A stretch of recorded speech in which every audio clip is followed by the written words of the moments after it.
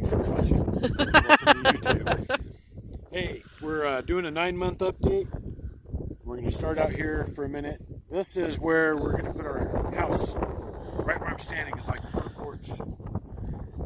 And we wanted to just give a 360 view kind of. From our perspective porch. I'm going to run down here to the driveway. Hurry up! There's our driveway. So we'll be sitting up on a hill.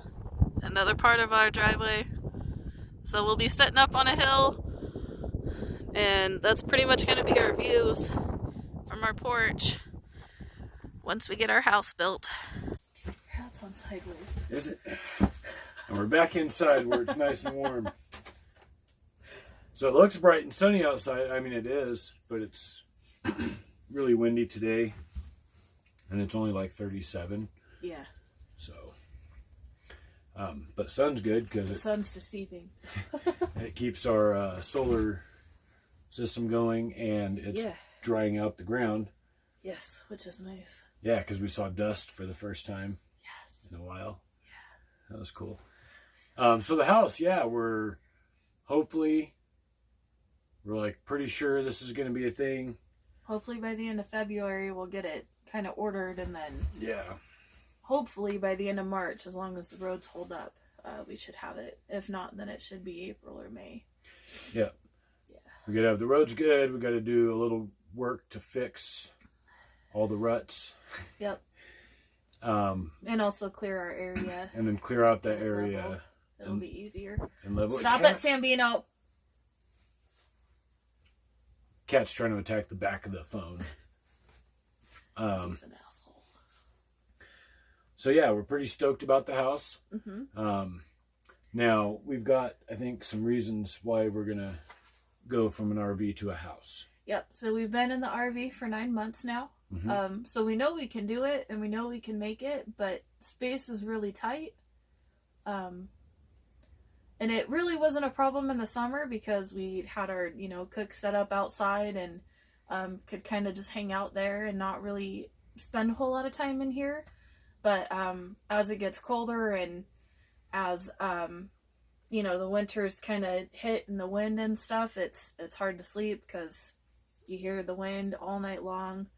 You hear stuff blowing around outside that, sagebrush and stuff, and you hear everything in the RVs. And since we have a propane heater, it condensates everything. So like our vents, they get condensated. The windows, the walls, we can't have anything touching the walls at all.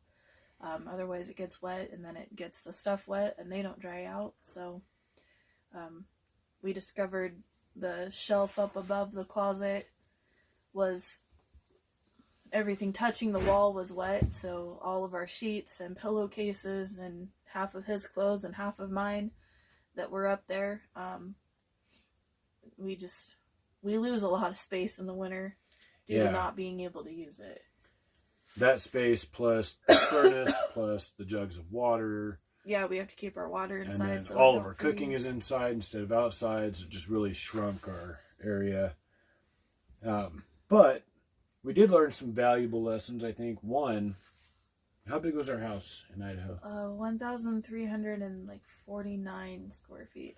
Yeah, so we went 1,350. 1,300 square feet to roughly 200 square feet of usable space in here. I'd say 100 square feet of usable space. Yeah, because a big chunk of it's actually just our bed. And the bathroom that we can barely get into. Yeah. So we definitely went from like one extreme to another kind of.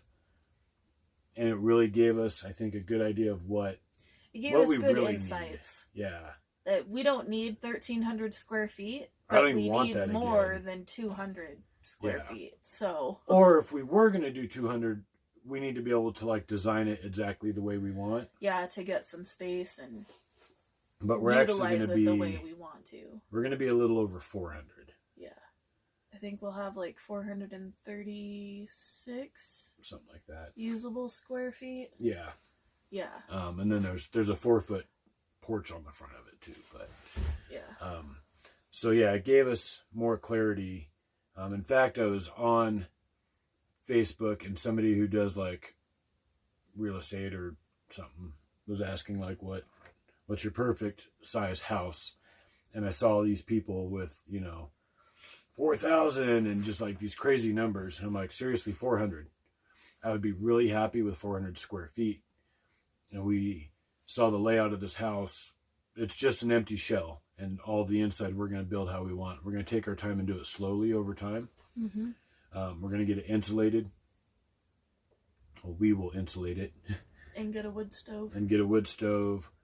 And then slowly start covering the walls, because I don't want to do sheetrock. Mm-hmm. We'll start building walls to do bedrooms and bathroom and do the kitchen, but we'll make it exactly how we want it. And it's actually way bigger than even what we really need. Like, we'll find use for that extra space, but I started thinking like 400 square feet is really good. You didn't start thinking that, I did. Okay. I texted you and I told you that we should build a 20 by 20. And you said, why? And I said, because it's 400 square feet.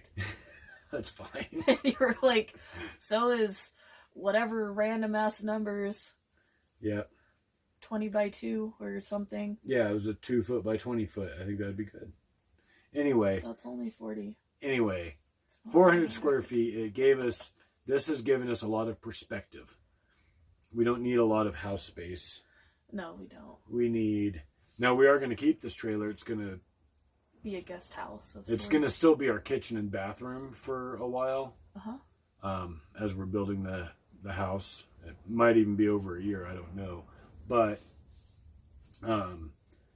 it will still be here as a guest house, so I mean, we still have that. But for our living space, we just don't need. Yep. Like, we're gonna have a lot of space for what we're used to now. Yep. But it's one of those in life, you kind of start with an apartment, you get a bigger apartment, then you go to a house, and then another house, then another house. And I think our American lifestyle has gotten us to always wanting to accumulate. Like, we need a bigger house. Well, when we met, Tia and I had like a 200 square foot apartment. And then we got the basement apartment that was 400 something square feet. Yeah. And then we got that big house that was 2,400 square feet. Yeah. And then went down to less than 1,000 square feet. Yep. It was like 960. Yep. And then went to 13, and we thought that was perfect. Not too big, not too small. And then we went to 200 again. Yeah. And decided on 400. Yeah. Yeah, that 400 did work. So it's just, it's that American lifestyle of always needing more. Yeah. And like filling with stuff. Yep. And it's all stuff we didn't need. We're a very materialistic society. Very much so. And we've been those people too. We've needed the new phones and the newest laptops and we had a new car, brand new car a year ago with 39 miles on it. Yeah. There was a time that we had new phones like every 6 months. Like, stupid crows just flew right over. I don't even know if it was every 6 months. It was probably like every 4 months. Yeah. We got new phones quite often. Yeah. Now we've had the same phones for like 3 years. Well, we did get those other phones. We did. 2 years ago? A year and a half ago, something like that. But that's because my phone is shattered. Yeah, she just went back to the shattered phone. Yeah. Mine's not shattered. Well, I went back to it because I thought that maybe it was a problem with the phone. Yeah. But turns out it was a problem with our service, so we upgraded our service instead of our phones. Yeah. Yeah. Because it was cheaper to do that. So, I mean, there's just kitchen gadgets. That's my favorite because before we moved, we had this big walk-in pantry thing in the house. Oh, that was so nice, though. It was. But we had all these kitchen gadgets. Like, all these things. We had a quesadilla maker. We had a snow cone maker. We had the turkey roaster. We had... Yeah. All of these things, by the way, we probably 3 crock used pots. like one time. The crock pots got used occasionally, but most other things, they're so cool and you use them a couple of times and then that's it and they just collect space. I think we had a George Foreman grill. Yeah, which I hate the George Foreman grill. I always have. Yeah, I don't think we ever used it. Someone gave it to us, yeah. Yeah. We, in society, the furniture thing. I just read an article about the cheap furniture and it's causing a big problem with landfills. They get rid of like 90, is it 90 or 60? Tons. Yeah. Of furniture a year in America. I think it was 91. Yeah. Yeah. But nobody's getting like good fine crafted furniture because it's expensive, so they're getting this cheap shit that you throw away.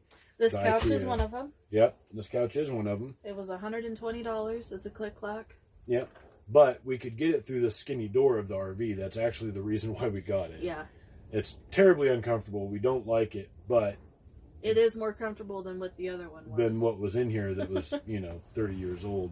Yeah. So, but that's, moving out here, that's something we've looked at now. We don't buy, like, cheap stuff. We save up or do whatever we need to get something that's a better quality that's going to last. Mm-hmm. And we really assess if it's something that we need or not. I guess pretty simply way to put it. So that's some of our big lessons from out here and our reason for moving. Yep. Another big lesson, so integrity. Growing up, I was taught, so most of you probably don't know me that well, if at all. I was raised primarily by my grandfather, who was old school all the way. He was a World War II vet, grew up in that tail end of the Depression, and was just one of those that, your word is everything. You're going to be honest, be a person of integrity, and be a hard worker. That was his, gold standard for living. And that's how I've always been. In fact, I'm honest to a fault because I can't lie. I'm a terrible liar, and I always have been. But when you come to really it's important no matter where you are. But when you're in a small community, it becomes even more important. We had a recent person that was working down at the ranch where I work, and he was not a person of integrity. No, he was not. In fact, he stole stuff and then decided that he was moving out of state. Last minute, without giving a notice. Yeah, through a text, left owing money, took off in a truck that he was supposed to make payments on, never made a payment on it. So he stole the truck, basically. We did get the truck back. We actually sent somebody out with a trailer 3 states away to go get it, because the guy ended up in jail 3 days after he got out there. Yep. Anyway, it's super important to be that person of integrity. There's not very many people that live out here, and the people that do all really want to help each other out for the most part. That's a big thing. In fact, I met some people at a county commissioners meeting. We met a new neighbor. Yeah. A couple miles away. Yeah, I met a new neighbor, not a new neighbor, new to me. He's actually been out here for years. And a really cool guy. Years, I think you said. Yeah. And he introduced me to some other people. And they were like, hey, do you have everything you need out there? I'm like, yeah. How long have you been out there? We're like, 9 months. Oh, good. So you're set up. You're able to get water. You're able to do this, that. Yes. And that's so cool. That's how people are. But you can burn your bridge really quick by not having integrity yourself. So people are always willing to help those that are willing to help themselves. Yeah, and you're not willing to help yourself. It's really hard. Yeah, to put it out. Really is. Put yourself out and. Yeah, exactly. And if you're not willing to step up and offer that help in return. I think all the tea is out in the coffee or out in the. Oh, okay. Kitchen. We'll get some here in a bit. Yeah.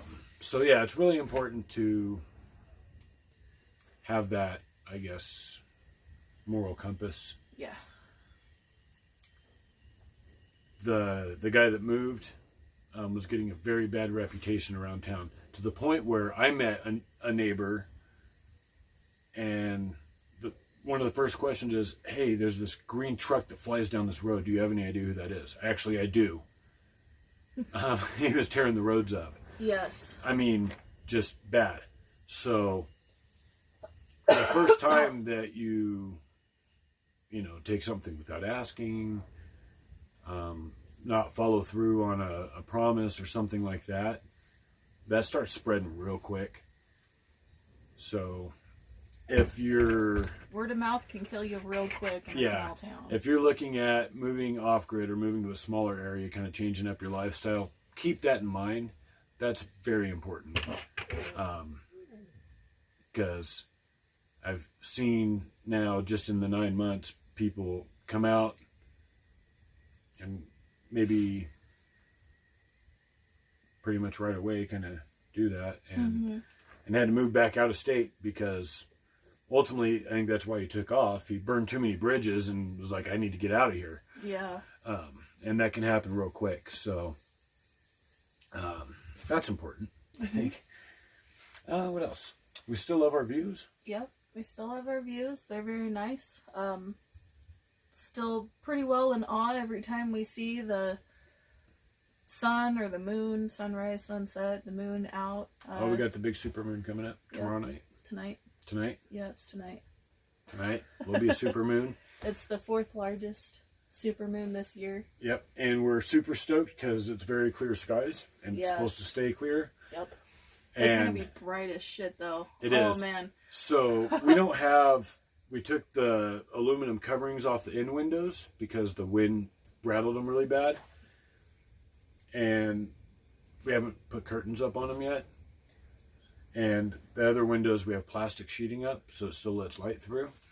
So at night... Sometimes a little bit worse. Yeah. At night, it's like the moon when it's bright, even not a supermoon, it's like a spotlight coming through. Yeah. So we're probably not going to sleep good tonight. Probably not. But it'll be awesome to see. Yeah. And... I think it'll be the first one since we've moved out here. Yeah. Yeah. Yeah, but there's like no light pollution. Right. It's to the point, so if there's no moon, it's pitch black out here. You can't see anything. And if there's like a half moon, it's almost, it's so bright. It's like a full moon. Yeah, it's so bright. So everything's kind of like amplified out here. Remember that little crescent moon and it was super bright? Yeah. Yeah. Yeah. So that'll be cool. What else we got coming up? The house. Clearing the space and the roads for the house. Yeah, yeah. Now We're that shifting. It's drying out a little bit more, we can fix our ruts in our driveway. Yeah, because they're bad. It's like... Yeah.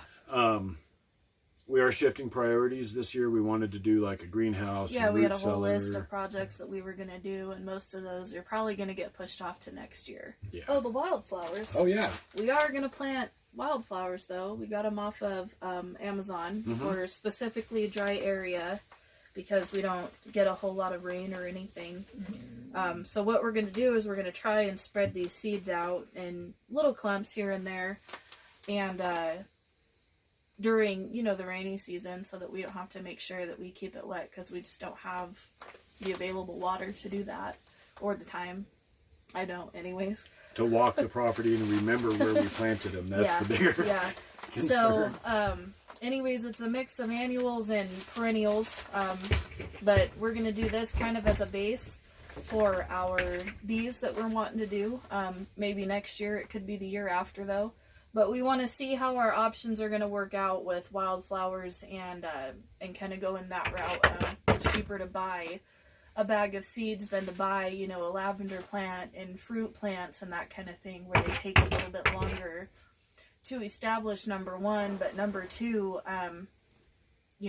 until we kind of get the ability to build our raised beds and work our soil a little bit more and stuff, this might be a good option. So we're gonna try it, see if it works. We'll do an update on that once we start seeing some sprouts. And yeah, there's like 17 different varieties, I think, in here. So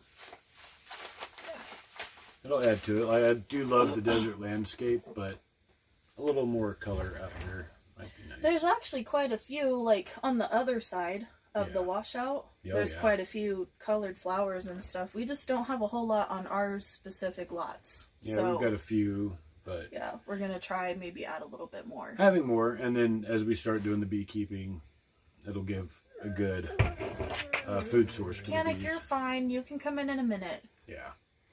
The tripod's blocking the door, so we can't let the dog in right now. Yes. She gets very upset when she has to wait. Yeah. Any more than like 30 seconds. Pretty much, yeah. I wonder if that truck's gone. I don't know. Good check. I think that's about it. I think that's it. So that's, yeah. Oh, the goat's getting out. Oh, yeah. That's a new thing this month, last week. Yeah, all of a sudden this last week, the goat escaped twice. Karen. We were late feeding her yesterday, so she needed to go talk to the manager. Yeah. And by manager, she needed to go talk to the alfalfa. Yeah. Yeah, so we pulled up and it was already dark. And usually I feed them at like 3 or 4. I was feeding them at 3 because it was getting like sunset was about 4. Now sunset's after 5, so I'm starting to feed them a little bit later. But anyway, we came home and it was like 6 last night because we were visiting a neighbor that we met that's a few miles farther out than we are. Mm-hmm. Super nice guy though. And pull up and the goat's just like outside of the pen under the tarp eating alfalfa. Yeah. We're like, oh, she's hungry. But we did find a weak spot, so we took care of that today. Yep. I'm sure we'll find other ones as time kind of goes on. And I actually expected it way before this, so yeah, the fact that it took so long. several months for her to find a way to get out. Because we've had them since the end of July, beginning of August. Yeah. Because we had the kids here when we got them. Yep. Karen decided that she appreciated Grace a little bit more than what Grace appreciated her. Yeah, that's true. Karen got very comfortable with Grace. Yeah. But yeah, other than that, I think that's it. Mm-hmm. You think? Yeah, I think so. Yeah. So 9 months, we're still here. We're thriving. We're doing very well. Mm-hmm. You know, there's been a few struggles here and there, but there are everywhere. But ultimately, we've been just fine. Yeah. We haven't been hungry a day, unless we just did, like, purposely didn't eat. Right. We haven't gone thirsty. Yeah, we haven't gone without water. The animals haven't gone without. We still actually have probably a good 3 or 4 months of food in our food storage because we've been able to make it out and keep up on our grocery bill and stuff. So yep, we haven't had to depend on that, but it's still there if we need to. We haven't gone cold. I mean, we had a couple of... Remember the heater went out? We ran out of propane in the middle of the night one night. Yeah. But that's because I forgot to get the propane tank filled. Yeah. We had propane in another tank, so we didn't go without. We just had to go out in the cold night to switch it over. Felt like midnight, yeah. We did almost run out of alfalfa because the one place we've been getting alfalfa from very consistently, they bring in like a trailer load, and once that's gone, they get another trailer in. And we didn't really know that. We never had a problem, and then like the last 3 weeks, the last 2 times that we went to get, they were out. Mm-hmm. But we found someone else that they actually have like big bulk, and so that was a lot better. But that's only also because we waited like till the last day that we needed to get it. So lesson learned there too. Yeah, so we don't do that anymore. We made a little extra space so we can have like a bale and a half. Yeah. So when we get halfway down, we go get the second bale. next Things year like we'll that. probably, or this year, whatever, we'll look at getting some type of shelter or a larger tarp to be able to have Store. more alfalfa at once instead of having to go get a new bale every 2 Yeah, weeks. I'd like to, like, before winter, have like 4 or 5 I was bales. thinking 6 to 8. Okay. Anything like that. Water's ready, but the tea's still not in the house. That's okay. The water's got to cool down. Yeah. So some things like that. Hand washing sucks in the winter. We've actually used the laundromat a couple of times. Yeah, I think we've used it 3 times now. Yeah. Yeah. We're Which still if doing we some keep hand up washing and in do there. it like every 2 weeks, it's just a load that we have to pay for instead of 6 loads, and that gets expensive. But... Yeah. And then the blankets, we have to take those in too, because it's just too hard to do blankets and the little wash tubs that we have. Yeah. Not that they're little, I think they're 15-gallon tubs. But we'll do that after winter, I think. We're going to do them before the winter's over. We're going to do them sooner than I thought. Well, we got to do at least 2 for when Tia comes back. Oh, that's true. So probably the weekend before Tia comes back. Tia comes back the 29th of February. Yeah. Or the 1st of March, I guess, because I'm going to stay in Twin Falls for a night. But... Right. So, Tia's coming back soon? Yeah, just a few weeks. Mm-hmm. Super excited. Yeah. Be nice to have her back. And we'll get to go visit the kids. Yep. Just shortly a after couple that. weeks after. 13 days, I think, Mm-hmm. after. So. Yeah. Cool. Yeah, Things are it'll be working good. out. So we're doing well. We're thriving. We don't have any special skills or abilities. But Really, all the information we found is just online. We've gotten some books to kind of enhance our knowledge. we've done a lot of trial and error. Yeah, but for the most part, it's mainly just been online to see what, to do and how to fix our issues, or maybe get a start at something, and then, kind of go from there and figure it out. I've never even been around a goat, except the petting zoo, Yeah. until moving out here. So, When I was little, I got surrounded by sheep or goat. I can't remember. at your grandpa's lot. Yeah, and I was terrified. But I was like, 3 or 4 or something Yeah. like that. And I just remember standing out there in a stack of tires screaming. So if we can do this, come out and actually be able to raise animals. Well, before we got our 3 chickens, we never had chickens. And I was terrified to try the fresh eggs. Yeah. So I was like, they're brown. What's wrong with them? And now we can't eat store-bought. We They're cannot disgusting. eat store-bought eggs. They are gross. Nope. If we do, we have to get the organic, cage-free. Those are the only ones that were close to the fresh Right. eggs. And they're even then, they're still not as $3 to good. $4 a dozen. Right. So we had to do that, I think, twice. Yeah, we bought two cartons. Yeah. Just that because was we were just a going few with months all ago. winter without eggs. Because the eggs that we had saved up froze and broke. Because we Yep. didn't have storage inside. Yep. Another reason for getting a house. Yeah. Things like that. Yep. Cool. So, Like, comment, subscribe. follow Follow us us on Twitter. on Facebook. And share. And share. Share. Sharing is caring.